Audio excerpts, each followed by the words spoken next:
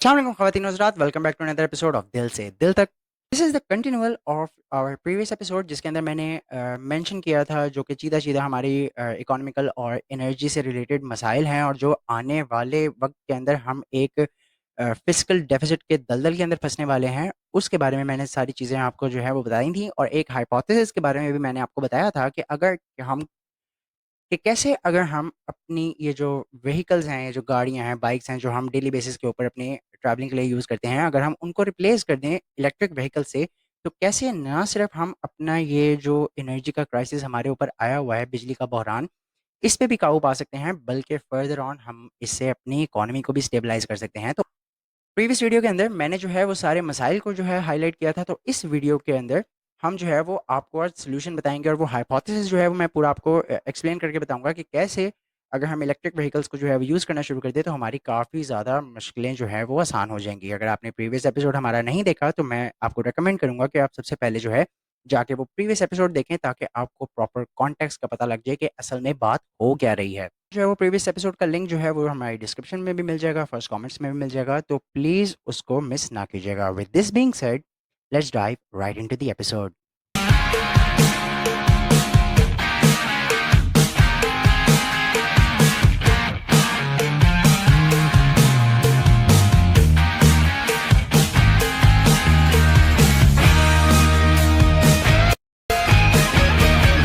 अब जैसा कि हमने लास्ट एपिसोड के अंदर डिस्कस किया था कि कैसे पाकिस्तान जो है वो एक फिजिकल डेफिसिट के स्पाइरल के अंदर जो है वो एक दलदल के अंदर फंसता जा रहा है।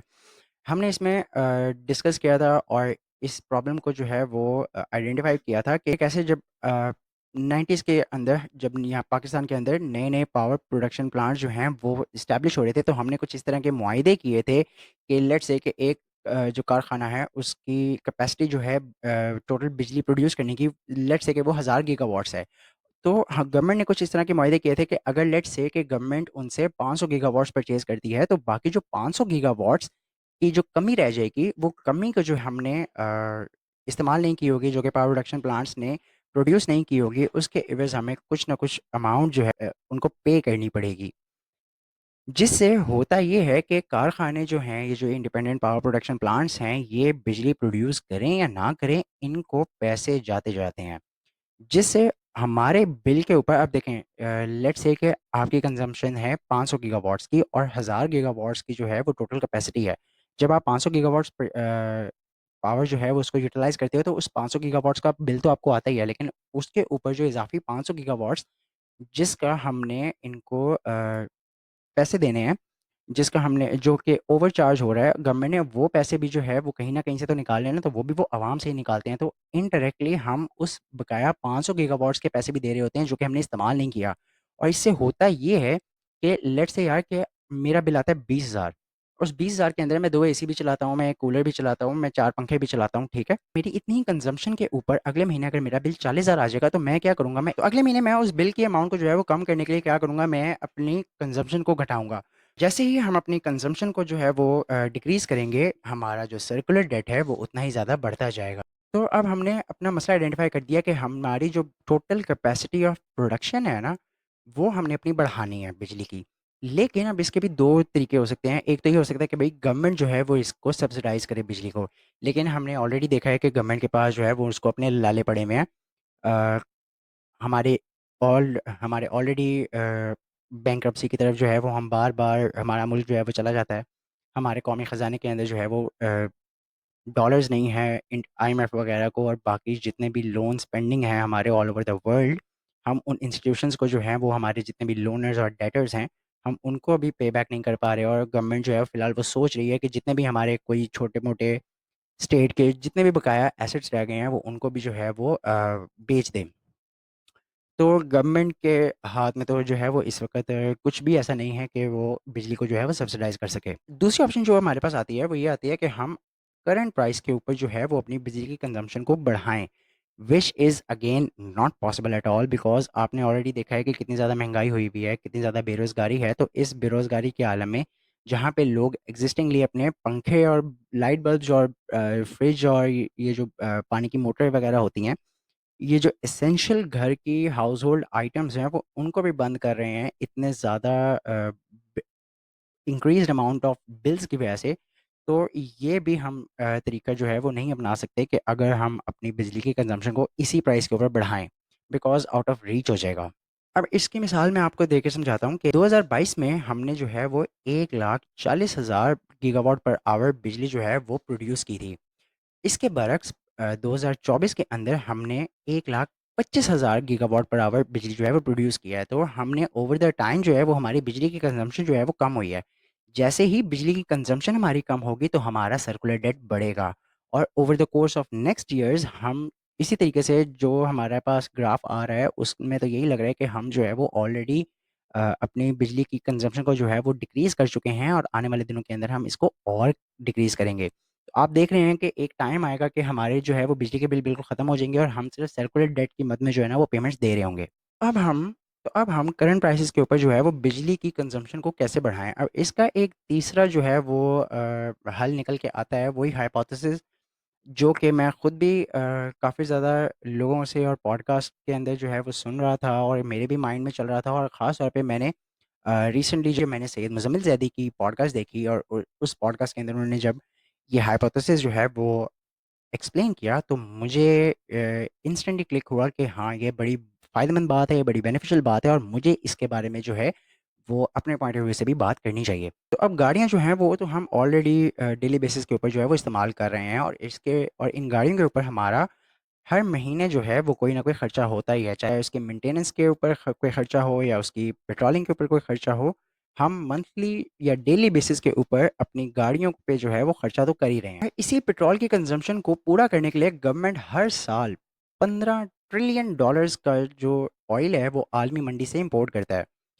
यानी कि 1.5 अरब डॉलर का पेट्रोल जो है वो हर साल हमारी इन पेट्रोलियम रिलेटेड ज़रूरियात को पूरी करने के लिए, जैसे गाड़ी में फ्यूलिंग वगैरह है, पेट्रोल है बाइक्स में, इन सब अखराजात को पूरा करने के लिए गवर्नमेंट हर साल जो है वो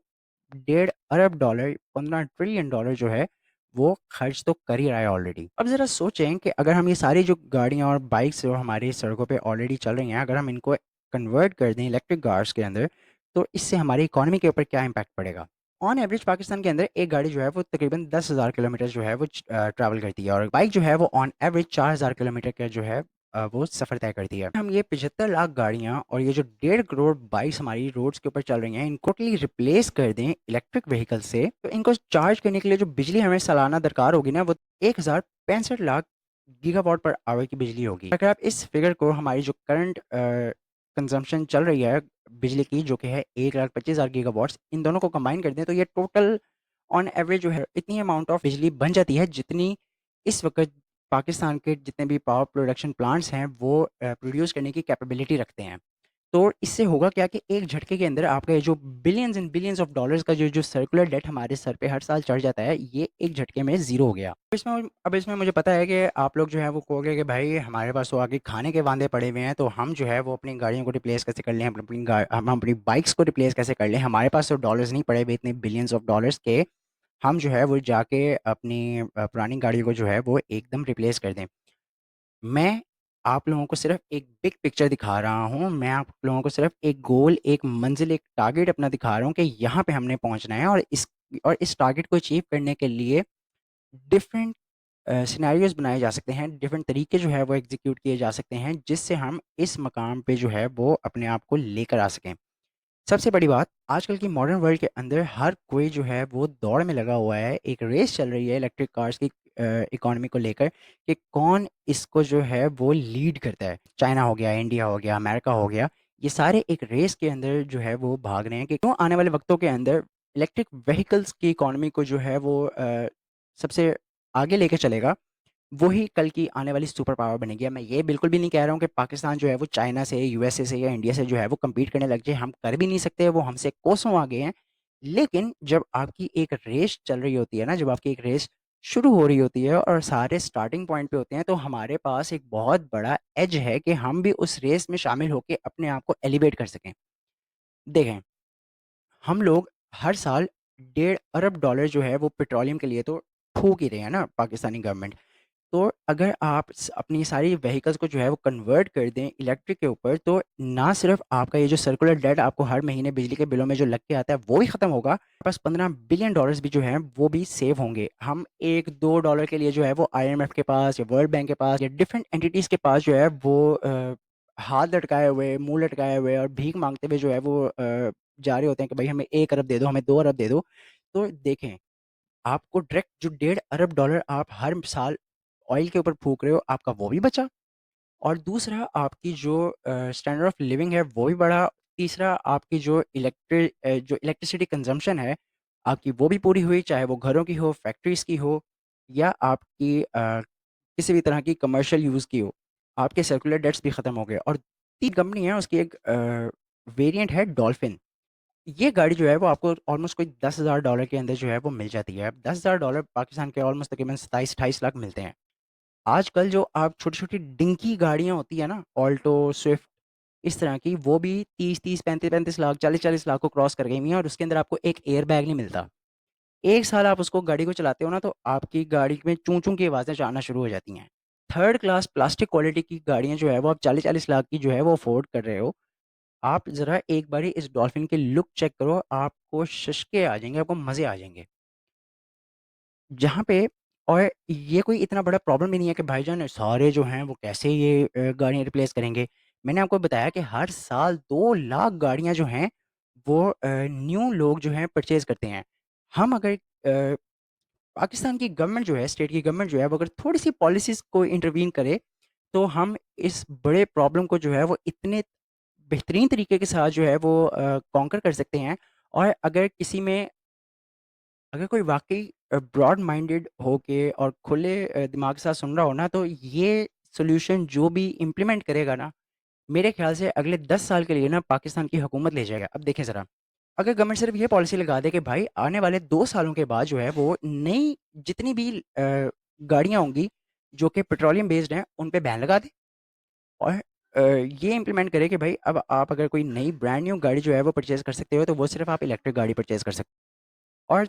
आहिस्ता-आहिस्ता जो है वो जो हमारी पुरानी गाड़ियाँ पड़ी हुई हैं, जो हमारी ऑयल बेस्ड गाड़ियाँ हैं, हम उसको जो है वो आहिस्ता-आहिस्ता डिप्लीट करते जाएँ, और हमारी इकॉनमी के अंदर जो है वो नई गाड़ियाँ आना शुरू हो जाएँ। दूसरी बात, हम लोग जो हैं वो गाड़ियाँ यहाँ पे बनाते नहीं हैं, माशाल्लाह हम इतने क्या कहना चाहिए कि इतने हुनरमंद और इतने काबिल हैं कि हमारे पास इतना वक़्त नहीं है कि हम जो है ना वो पूरी गाड़ी को जो है वो यहाँ पे बनाएँ। हम सिर्फ़ सामान जो है वो बाहर से इम्पोर्ट करते हैं, और हमारे जितने भी यहाँ पे गाड़ियों के प्लांट्स लगे हुए हैं वो सिर्फ़ यहाँ पे इनको असेंबल करते हैं। तो देखा जाए ना तो इतनी कोई एज़ सच कॉस्ट भी नहीं हमारी बढ़ने वाली। हमने सिर्फ़ क्या करना है, हमने सिर्फ़ जितनी भी असेंबलियाँ हमारी लगी हुई हैं, प्लांट्स लगे हुए हैं हमारी गाड़ियों के, हमने सिर्फ़ उनको बताना है कि भाई पहले जो है वो आप ये ऑयल बेस्ड गाड़ियाँ, फ्यूल बेस्ड गाड़ियाँ जो हैं वो असेंबल करते थे। अब आपने सिर्फ़ इसकी असेंबली चेंज करनी है, और आपकी जो पूरी असेंबली लाइन है उसके अकॉर्डिंग जो है वो थोड़ी-थोड़ी सी जो है वो शिफ्ट होगी, यानी कि इतना कॉस्ट में भी इसका कोई फ़र्क नहीं पड़ेगा। अब जैसे कि मैं ये नहीं कहता कि कोई भी चीज़ को जो है वो बैन करो, जैसे ही आप बैन करना शुरू करोगे ना, ये जितने भी बड़े-बड़े पेट्रोलियम और ऑयल वाले जो हैं, और जितने भी ये बड़े-बड़े गाड़ियों के जो और ये जितने भी बड़े-बड़े ब्रांड्स के, कार ब्रांड्स के, व्हीकल ब्रांड्स के ओनर्स हैं, ये इन्होंने रोना-पिटना डाल देना कि भाई हमारी दाल तो जो है ना वो नहीं गलती, और ये लोग जो है ना वो आप लोगों के थ्रू जो है वो इमोशनल ब्लैकमेल करते हैं कि देखो हुकूमत ने कितना बड़ा ज़ुल्म किया है कंज़्यूमर के ऊपर, और ये किया और वो किया है। असल में इनको घंटा फ़र्क नहीं पड़ रहा होता। ये लोग क्योंकि माशाल्लाह सेठ होते हैं, तो इन ये कहते हैं कि भाई हमें थोड़ी-सी मशक्कत ना करनी पड़े, हमें थोड़ी-सी मेहनत ना करनी पड़े, हिल-जुल ना हो हमें। हम बेशक इकॉनमी जाए भाड़ में, पाकिस्तान की मईशत जाए भाड़ में, लोग जाएँ भाड़ में, उनकी क़ुव्वत ख़रीद हो या ना हो, हमने जो है वो पुरानी धकिया-नुसी जो है ना वो ऑल्टो ही बेचनी है। हम जो है वो नई गाड़ी जो है वो नहीं बेच सकते, क्योंकि कल जो गाड़ी 15 लाख की थी, आज वो गाड़ी 40 लाख की हो गई है, और आप लोग वो गाड़ी अफ़ोर्ड नहीं कर सकते। ये मसला उस बंदे का नहीं है जो 20 साल से यहाँ पे बैठा हुआ वही ऑल्टो मेहरान जो है वो बेच रहा है। ये आपका मसला है, ये मेरा मसला है कि भई हम उसको अफ़ोर्ड नहीं कर पा रहे, क्योंकि वो तो सेठ साहब है ना। अब आप ये देखें कि पेट्रोल पंप जो है वो लगाना वो किसी आम बंदे के बस की बात नहीं है। आपके पास लैंड होनी चाहिए, आपके पास उस लैंड के ऊपर एक पूरा पावर प्लांट जो है उसको खड़ा करने की कैपेसिटी होनी चाहिए। उसके बाद आपने बड़े-बड़े टन्स ऑफ लीटर्स के ऊपर जो है वो आपने अपना ऑयल जो है इम्पोर्ट करके बेचना होता है, तो ये किसी आम इंसान के बस की बात नहीं होती है। लेकिन इन सेठों को बड़ा मसला होगा कि यार अगर आपका लेट्स से कोई पेट्रोल पंप है, तो उसको जो है वो आपने इलेक्ट्रिक पंप के ऊपर जो है वो कन्वर्ट करना है, वो कन्वर्जन से जो है ना वो भागेंगे।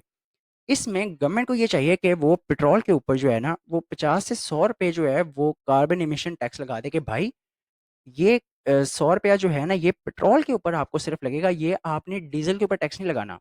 क्योंकि डीजल के ऊपर आपकी बड़ी बड़ी जो ट्रांसपोर्टेशन हैं, जो चीज़ें आ रही होती हैं आपके कराची पोर्ट से और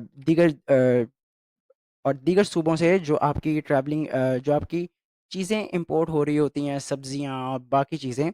ये सब चीज़ें, ये जो हाई हैवी व्हीकल्स होती हैं, ये डीजल के ऊपर चल रही होती हैं। आपने सिर्फ पेट्रोल के ऊपर ये 100 रुपये टैक्स लगाना है और आपने बताना है कि भाई ये हर साल 100 रुपया बढ़ता जाएगा। इससे होगा क्या कि लोग जो है ना वो पेट्रोल की यूजेज जो है वो कम से कम करेंगे और वो सोचेंगे कि अच्छा यार ठीक है, ये गाड़ी जो मैंने रखी हुई थी ना, ये इसको सिर्फ सजाने के लिए मैं रख देता हूँ और मैं जो है ना वो जाके नई इलेक्ट्रिक गाड़ी परचेज़ कर लेता हूँ। और आपको हैरत-अंगेज़ तौर पे ये चीज़ जान के हैरानी होगी कि अभी अगर बिजली का यूनिट ₹100 है ना, और अगर आप ₹100 के ऊपर अपनी गाड़ी को जो है वो चार्ज करो, तो अभी भी ये ₹270 के पेट्रोल से 170 गुना जो है वो कम प्राइस है। यानी कि जहाँ आपका ट्रैवलिंग के ऊपर ₹30,000 का खर्चा लगता है महीने का, वहाँ पे अब आपका ₹10,000 का खर्चा लग रहा है। तो ये कितनी बड़ी कंज़्यूमर पॉइंट से भी हमारे लिए एक बेनिफिशियल चीज़ है। कंज़्यूमर का वॉलेट जो है उसके ऊपर भी जो है वो थोड़ी-सी सुकून आएगा, थोड़ा-सा बर्डन कम होगा। एज़ अ स्टेट जो है वो आपके डॉलर, जो आप डेढ़ अरब डॉलर हर साल जो है वे फूँकते हो ऑयल के ऊपर, आपका वो भी कम होगा और आप जो इंडिपेंडेंट पावर प्रोडक्शन प्लांट्स को जो है ये सालाना अरबों रुपया जो है वो टैक्स की मद में देते हो, सर्कुलर डेट की मद में देते हो, वो भी ख़त्म हो जाएगा। तो ये एक छोटा-सा हाइपोथेसिस था जो कि मैं आप लोगों के साथ डिस्कस करना चाह रहा था और इसके ऊपर जो है वो मैं ये नहीं कह रहा कि ओवरनाइट हो जाएगा। मैं कहता हूँ इस काम को पूरा होने में 20 साल लग जाएँ, 30 साल लग जाएँ, लेकिन वो 20-30 साल का सफ़र जो है ना, वो सफ़र हमारा आज से शुरू होगा। और मेरा जो लास्ट पॉइंट है वो ये है कि पीटीआई की गवर्नमेंट ने जो है वो बड़ी अच्छी इलेक्ट्रिक व्हीकल पॉलिसी लेकर आए थे, लेकिन उन्होंने उसको खुला छोड़ दिया। इससे हुआ ये कि हमारे पास हमने देखा कि भई ऑडियाँ आ रही हैं इलेक्ट्रिक गाड़ियों में, टेस्ला आ रही हैं, ये 1-1 लाख, 2-2 लाख डॉलर की गाड़ियाँ हैं, जो कि सिर्फ़ एक अमीर इंसान जो है ना, वो ही अपना शष्का मेंटेन कर सकता है। अब आप सोचिए ज़रा, एक 1 लाख डॉलर की अगर कोई गाड़ी है, ऑडी है, जो कि एक इंसान ने अपने शष्के के लिए ले ली है, वो एक इंसान, वो गाड़ी जो है वो एक ही घर में खड़ी हुई है, उसकी जो उसे जो उसे जो फ़ायदा हासिल हो रहा है, वो भी एक फ़ैमिली को हो रहा है। अब अगर आप उसके बरक्स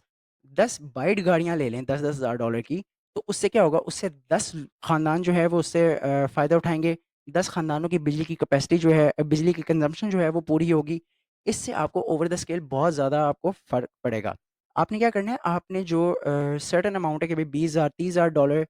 की जो गाड़ी है, उसको आपने टैक्स नहीं करना है। इससे ऊपर की जो गाड़ी है ना, उसको आपने हेवीली टैक्स करना है। क्योंकि होता ये है कि आप अपने पैसे लेके जाते हो नेशनल बैंक ऑफ पाकिस्तान और आप जो है वो अपने पीकेआर को कन्वर्ट करते हो डॉलर के अंदर और डॉलर को कन्वर्ट करके जो है वो आप फिर बाहर से गाड़ी मँगवाते हो। आपका तो पीकेआर जा रहा होता है, लेकिन हुकूमत का डॉलर जा रहा होता है, जिसके हमें वांदे पड़े हुए हैं। तो अगर किसी अमीर बंदे ने गाड़ी लेनी है, ऑडी लेनी है, फ़ेरारी लेनी है, वो ले।